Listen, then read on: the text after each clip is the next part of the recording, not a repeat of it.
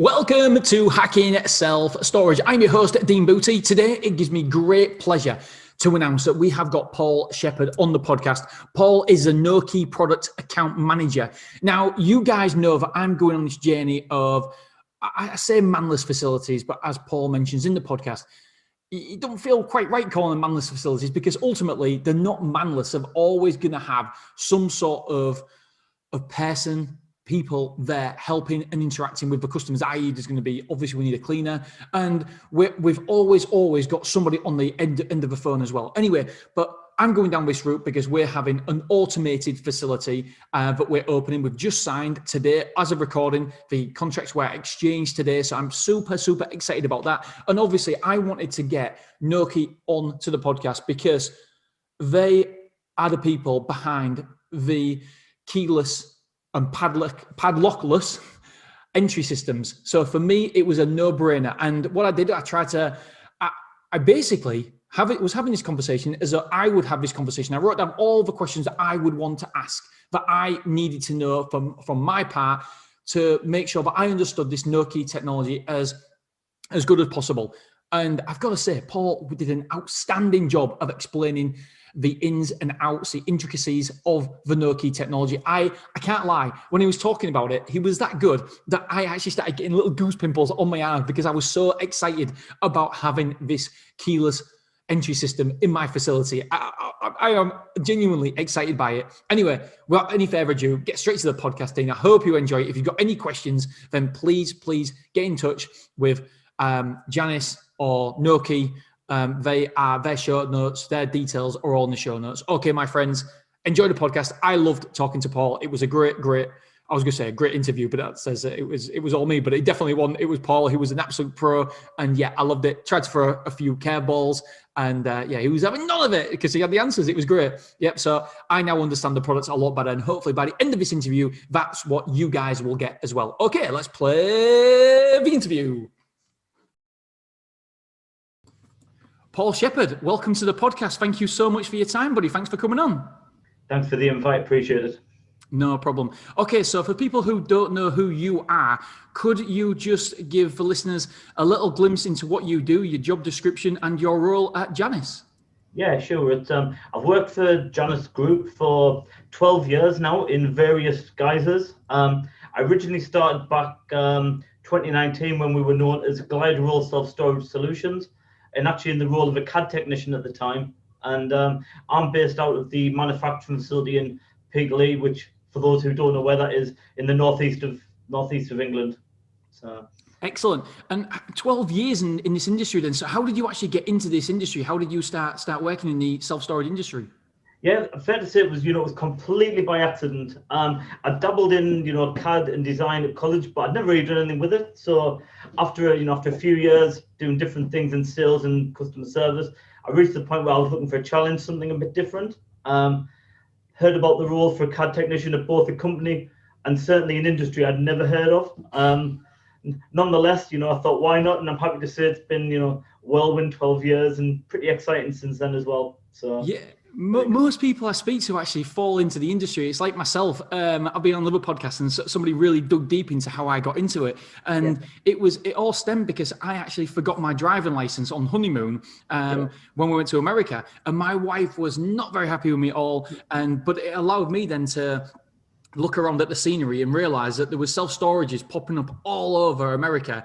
And I was like, wow, so I started Googling on my phone, what was self-storage on my iPad?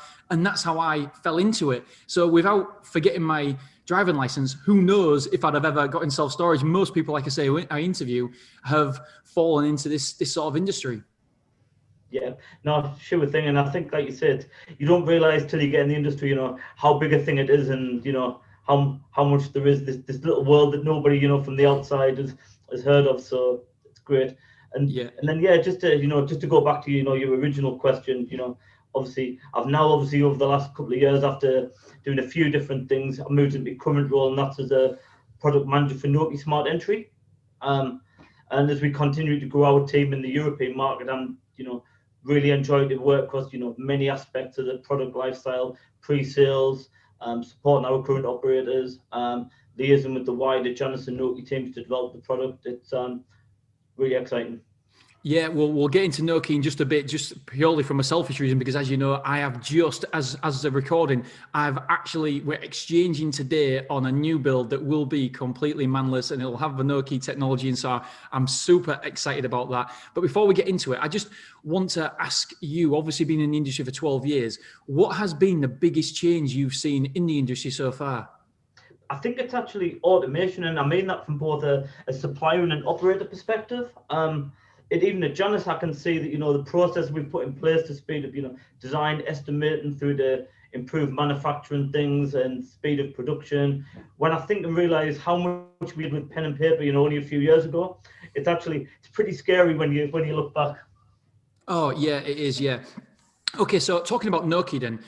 What is Nokē for people who don't know Nokē at all? And I'm sure there'll be some people listening to this who want to get into the industry who don't really understand what Nokē is, what we're talking about. What is it then?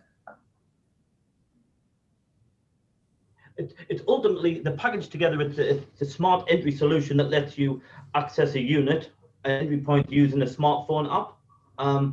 So really to do the Nokē solution, I would say there's three main parts to it. The first one is the smartphone app. And the admin web portal that we offer. The second is the Bluetooth device at entry points and units. And then at every unit, we also fit a electronic lock and thermal motion sensor for enhanced security as well. And the last part, which makes the glue, if you like, that makes it all work together, is we install what we call gateway hubs in a few locations around the facility.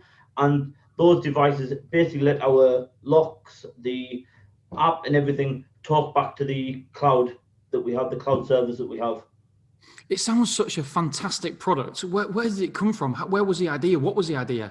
Yeah, I think that the main driver to it was a challenge back in the US, probably going back around 7 or 8 years now. It was really a challenge from a customer to say, how can you help me with break-ins? What can we do to improve security of the units? And that's where the original concept of the electronic lock came from, that fit on the inside of the door to, improve security. That was sort of fast forward, a couple of years from there. And it was really, there was a feeling that we were onto something, really big, and a challenge to say, how can we make this product, more user-friendly? How can we build an app around it and, really try and improve the customer experience? So around that time, we formed a partnership with Nokē, who they were at the time a startup who were in the sort of the Bluetooth padlock sector. Yeah. We met them, got on well with the guys there, and we set a challenge to get a site up and running with an app and a Bluetooth, and it was actually completed in around 2 or 3 months, and that was back in spring 2017. Yeah, wow. So, really fast turnaround. Yeah, I'm in some masterminds in America in terms of self-storage, and they can't believe it's even a debate. They believe that every single store should have some sort of, whether it's Nokē or whether it's one of your competitors, they believe that they should always have some sort of smart entry technology. And do you see it more popular at the minute in America? And then does it normally come from America to the UK? I think it does, yeah. I think obviously, even with the self-storage market in general, we tend to follow, a few years behind. But I think, I think there's definitely, I've seen the last year, probably to be part, unfortunately, due to the COVID pandemic, but there's definitely been a real push to, automation and also security as well. I think seems to be a big sort of flashpoint at the moment as well, that we're sort of hearing a lot about in the industry. So I think, it's growing, and I think, there will be some, resistance to the change, but I think it's certainly going that way. And I think, if we fast forward 4 or 5 years, I'm sure we'll all look back and laugh about it and how did we do things before. Yeah, there's always resistance to change, and I've just interviewed AJ Osborne this week, and I don't know whether the interview is going to come out before or after this one. And he's actually he's got a podcast as well, which is sponsored by Nokē Technology as well. And he says that the smart entry technology it's almost like a debate we're having 10, 20 years ago about a self-storage having a website. He said, now you laugh at that, thinking, of course you need a damn website. Don't be so blooming stupid. Yeah. And he said, in 10 years' time, that will be the exact feeling and thought process we're in now. Yeah, and I can concur with that as well, because I remember working back in the late 90s, early 2000s in retail, and we just started to sell mobile phones. Yeah. And everyone was like, "Oh, I'm not buying one of those things." And then, probably 18 months later, it just went bang, and everybody wanted and had to have a mobile. And I'm pretty sure that the smart technology is going to be exactly the same. Yeah, I remember my mum and dad exactly the same. When mobile phones first came out, they said, "We're never getting one. We're not having one. No, we don't believe in it." And of course, even my grandma's got a mobile phone now, and she's 89 years old. So, if somebody came to you and said, "Okay, right, Paul, what are the benefits of Nokē?" What would you say then to them? I think there's three I would probably pick out, and the main one is firstly enhanced security to the storer's goods through the electronic lock and motion sensor. That's one. For an operator, it's the opportunity for some significant operational efficiencies and the capability to remotely manage your site. And I think the third real benefit is the convenience of the smartphone app of taking away the need for keys, codes, and things like that. Yeah, I love that. I've actually got a self-storage unit in my own facility, and I've driven all the way there to my facility, and I have forgot my key, and I've had to drive all the way back. And I can say it's very, very frustrating. So, can you integrate Nokē with all the platforms out there, the current platforms at the minute? Yeah, globally, we've got around 40 integrations with different property management software solutions. I would say in Europe, we've got integrations at the moment. We work with Six Storage, Easy Space, SiteLink, Space Manager, Store 365. And apologies if I've missed anyone from that list. But I think we're pretty much covered with, all the main operators already, both in Europe and globally. Yeah, I think you're right. I think that people don't like change. And I was exactly the same as well, because I'm thinking, when I first started thinking about it, I was thinking, yeah, but does it integrate? And you're always in your mind, you always start thinking about all these little problems and issues. And yeah, but what happens if this? What happens if that? So I've got a site in Willoughby. If we changed we've got alarmed rooms. Every single room is individually alarmed. With Nokē technology, does it automatically alarm the rooms as well, or would I still need to have alarmed rooms? No alarms needed. I think, as I mentioned earlier, with every electronic lock solution, we provide a thermal motion sensor, which effectively takes the place of the alarm in the unit, which actually has some advantages as well, in that this can capture people coming over the top of a unit, through a unit wall. And how that works is, if the second any occupied unit is closed and the electronic lock is engaged, that will arm the motion sensor. Basically, once that detects any motion, it triggers an alert. And there's two things you can do with those. The first one is a facility manager. You could choose to have notifications set up on your mobile. So it would send you an alert either via push message, SMS, or email to say there's motion detected in that unit. Also, we can connect it to a third-party security or alarm company. Once it detects that motion, it'll send them an alert, and then they can, depend on the arrangement you have, you can either, they can either check the cameras, see if there's anything going on, or send out a security patrol, just depending on your sort of arrangements that you have for security. Yeah, everyone's going to think I'm crazy here now, but when I first said that, right, okay, I got the Nokē quote, and then I said, yep, we're going to go down the route of Nokē. I didn't know that it was going to it was going to be instead of alarmed rooms. I thought I was going to have to pay that cost as well. And so when I was talking to the guys who give me the quote, I was like, what? So wait a second, I don't have to pay for that as well. And I know that I should have known that, but when I was like, wow, this is absolutely incredible. So you're saving money on the individual roomed alarms. Loads of our customers absolutely love that from a security point of view, because we're the only ones in Hull who have individual alarms. We've got Armadillo down the road who don't have that. So every time somebody comes with us, can you compare prices? We always say that that's one of our KPIs for to try and get a unique selling point, so we can get it across to the customer. And I think it makes a massive difference. Yeah, and I think the other part of it as well is the electronic lock as well. Obviously, that's beefed up from your traditional hasp and slide latch as well. So you're getting both the motion sensor, the fact that the second that a door is closed and locked, that's armed and ready to go. Someone turns the back, that's secured, and it's the all-round package of the two together, and it's really moving it forward in terms of unit security. Yeah, I tell you, no wonder you guys are so excited about it, because I can't wait to see it in my site, and I'm really looking forward to it. So on your website, you mentioned that you can manage it from a robust web platform. What does that mean? When I was reading it, I don't understand it. I don't know what that means. So I think let's be quite clear on this. You still run your booking system, your financial management, if you want to call it, from your property management software. So that doesn't change. That's why we have the integrations with all the companies we mentioned earlier. Yeah. What it really does is it lets you manage the day-to-day site activities, is where it really comes into its own, and that's things like with the Nokē, because of the connection we have to the cloud, you can open. You don't even have to be there. You can tap of a button, open remotely. So you can do that.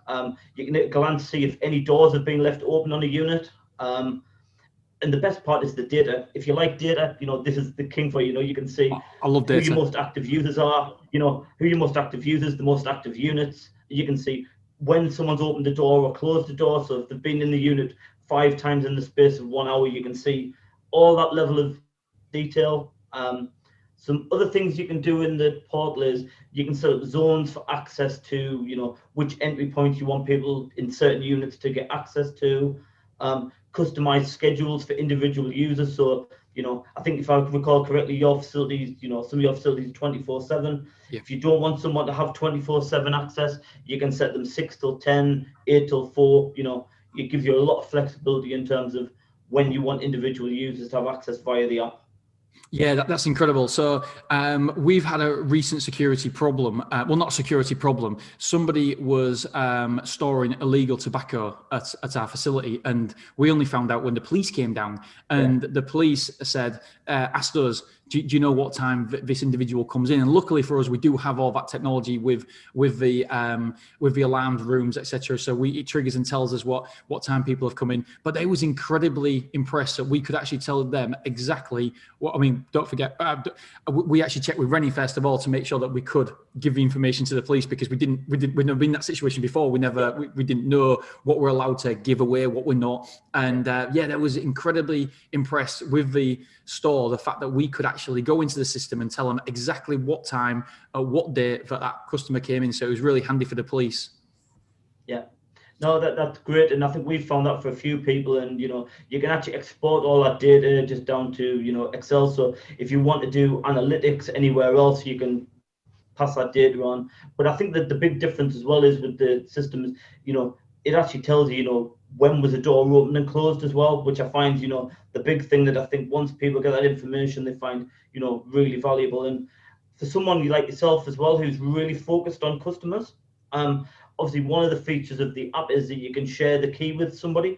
So for a tenant, I could share the key with me family, friends, let them have access. I don't even have to go meet them, because they get access to the app and they put their name in, first name, last name in when they set the app up. You can even see in the portal the names of the shared users. So if you see they're on site and you're around, you can even go and greet someone by the name and say, "Hi Tim, how you doing?" It's super. That's really useful, because I have actually been down to, I literally travel around and look at all manless facilities around the area to make sure that we can replicate or better what they're doing. And what some people have got on, because I actually asked, okay, what do I do if I want to share with a delivery driver? And they goes, oh, it's very simple. All you do is, they don't have Nokē, they don't have anything like that. All you do is you leave the key on the side of a wall. You have what's called a lockbox. You've got to install a lockbox on the side of a wall, and you put a code in, and they can simply take the key out, and you have no idea who's accessing that. The key's on the side of a wall, one big hammer, bang, and it's gone. So with Nokē, I'm guessing that you can actually just allow them to download the app, put in the details, and you give them permission, and that's it. And they're good to go. You give them permission, and the beauty of it is you can take away the access at any time as well. So if it's a delivery guy that's going to the unit, as part of the app, as a tenant, you refresh your app, you look at your activity, you can say, okay, they've been in at 11:05, great, take away the access, and that's it. Access is gone, they can't get into your unit again. Oh, I love that, because the delivery driver would still have access to your PIN code outside on your key lock, because they Yeah. can come anytime they want. And the amount of different drivers there is, it might be, one driver one day, another driver another day, and anybody can have access to that. Yeah, I really like it. In my research for this interview, I thought, right, okay, I know that obviously you're going to say how good Nokē is, because you love the product, you're emotionally connected to it. So what I wanted to do was find a third party, and I wanted to go out there and look for reviews. So I went through America, and I found Store Local, and I was listening to all the reviews of Nokē technology, and the customers over there, Paul, are absolutely loving it. Are you finding the same in England then? We really are, and I think from our perspective and based on the feedback we get, I think it's the realization that people are actually comfortable with smartphones, and as long as you make the app really sort of intuitive, people find their way around, and once they've got the app, they absolutely love it, and I think that they would never want to go back to the sort of key and pin codes and such like. So I think it's generally been sort of really, really, really, really good in that aspect. Yeah. What happens if somebody doesn't have a mobile phone? Easy. Key fob, Bluetooth key fob. Yeah. How it works is, I think it's fair to say we work on the basis that somebody should at least have, one phone number you can reach them on, either a landline or a mobile. What you can do is a manager can sync a Bluetooth key fob on behalf of the tenant. How it works is they'll go to the app, tap to sync the key fob.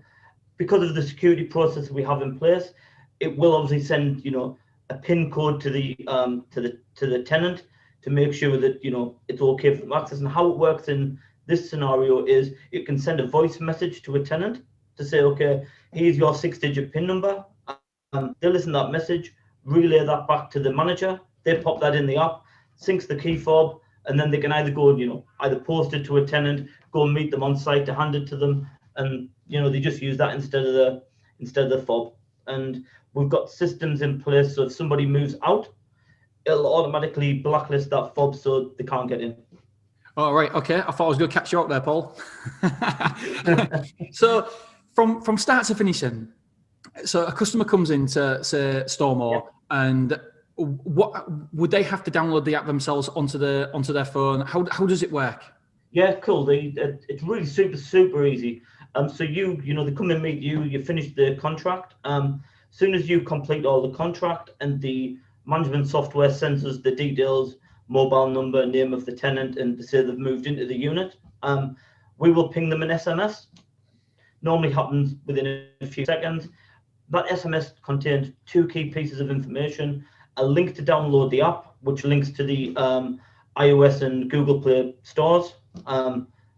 It also contains a 6-digit one-time use passcode in the PIN. So we move forward, it takes a minute or so to download the app, open the app, type in the mobile number, enter the PIN number. It'll then ask them to set up their own unique password, and if they would like to use biometric login, Face ID, Touch ID type of thing. Soon as they've done that, that's it. That's a setup for the tenant done. They'll see on the home page the icons for all the entry points and any units that you've given them access to. Right. And so how does that automatically go on to how does it connect with Space Manager then? How do we know the integration? How do we know that somebody's coming, etc.? Yeah, so you complete your booking as normal. Yep.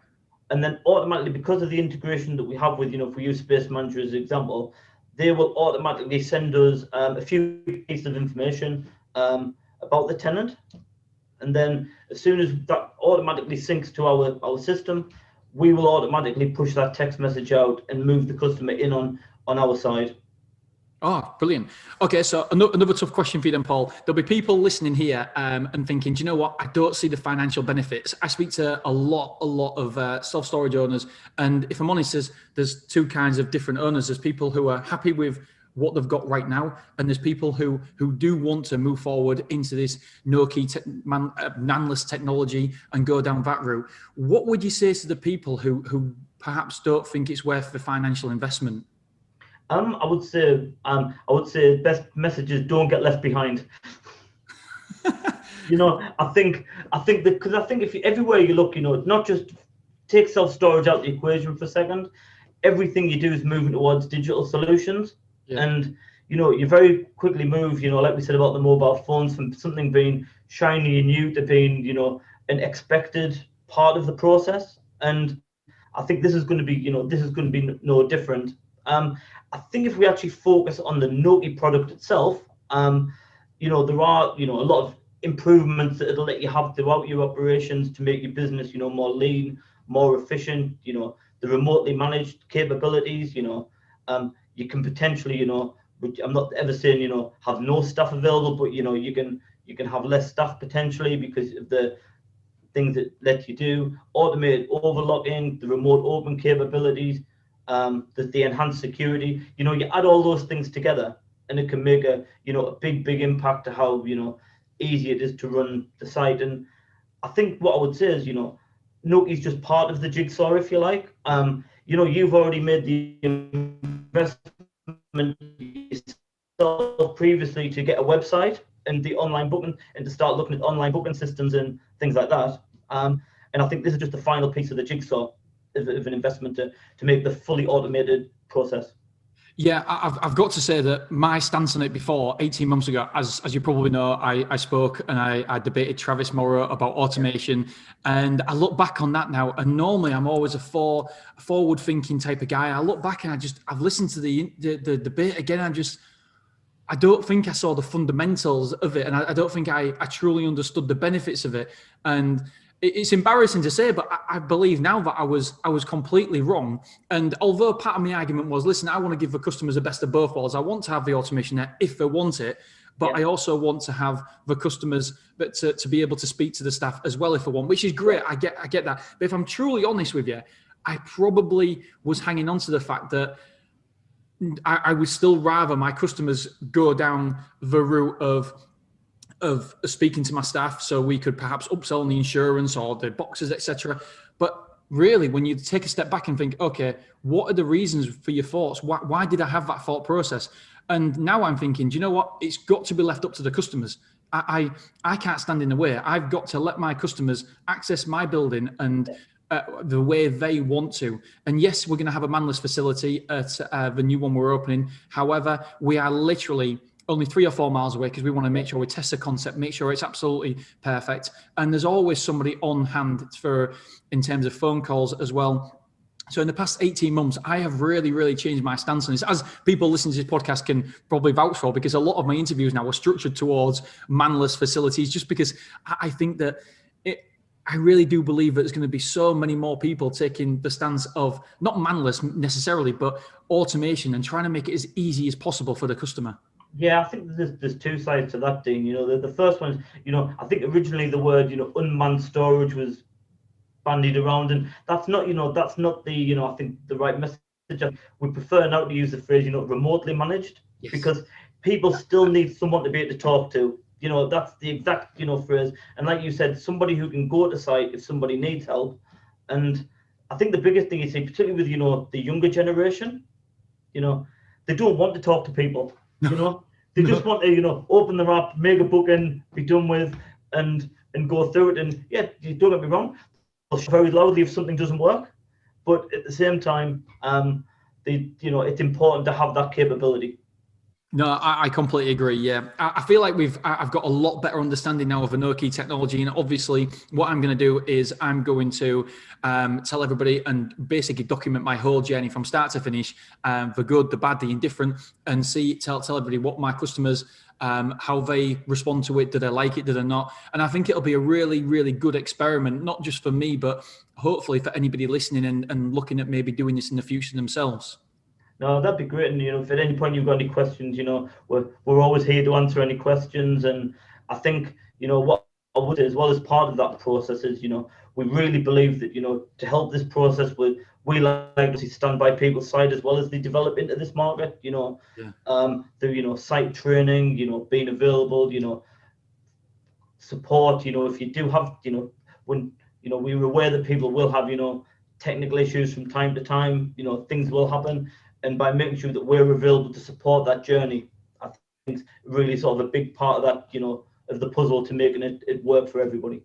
No, and I can actually say that with my hand on my heart, I completely agree with you guys. Part of the Janus group was Active Supply and Design, and Gareth has been absolutely fantastic for me. He's been on Zoom calls with the builders because I haven't got a clue about the load capacity of the mezzanine flooring. And I said, Gareth, please, can I just beg 10 minutes of your time? And it's literally gone from 10 minutes. He must have done maybe 8 to 10 to 20 hours on Zoom calls, and he's not even getting paid for it. You know, so I can say that without his help holding my hand through it, I have no idea where I'd be. So yeah, I massively appreciate that. Final question from me then. If a store owner came to you and asked for one bit of advice, what would you say? I think it would be to open your eyes beyond what you know. Yeah, excellent. So I've got 5 questions for fun, 1 sentence answers, just for a bit of fun. Can I ask you what scares you? Flying. I'm scared of flying myself. Yeah. Don't get me wrong. I tolerate it, and I'm not. Yeah. What part of flying scares you? What part of flying scares you? Because obviously it's the safest way to travel, but to be honest, I've got absolutely no idea what it is. It's just one of those random things, you know, you feel yourself building up to it. I don't know if it's expectation, what could happen. It's, you know, many different things, but you know, that's it. I tolerate it. Yeah. I won't let it stop me, but I never can say I enjoy it. Never, ever. Do you know what? I'm exactly the same as you because I can't stand flying, and it's an irrational fear because I know the stats. I've looked into the stats, and I know that it's as safe as houses. But the problem is that I'm just not in control. I know what potentially could happen. Anyway, moving on from flying. Can you recommend one book? Yeah, the book called Project Rainbow by a guy called Rod Allingworth. It was part of the British cycling setup in the early 2000s, where they basically took a team of probably 5 or 6 people from being, you know, reasonably talented kids into, you know, being able to have the ability to become world champions. And it's a really good story about, you know, hard work, you know, teamwork, you know, and it's just the camaraderie that created and the sort of the ethics and what it took to get there. It's just a really interesting read. Oh, I love it. Yeah, absolutely love that. I'm going to check that out myself. And what does your perfect day look like? If somebody says, right, okay, you can have a perfect day, what would it be? Oh, beach, sunshine, cocktails. Oh, sounds great. And what time do you get up? 6 o'clock. And what's a habit that contributes to your success? In time. I always think, you know, it might be 5-10 minutes at the end of every day. Take some time for reflection, you know, what you've done, what you've got to do next. Feel it really clears the mind and helps you focus on what's to come. I absolutely love that. Well, that's all my questions. I massively appreciate you for coming on and explaining Nokē and all the questions. I've tried to throw a little few curveballs in there. And I'm really, really looking forward to myself to seeing how it works and how it operates and how the customers take to it. So thank you very much for your time. Thanks, Dean. Also appreciate the opportunity to come and talk to yourself as well.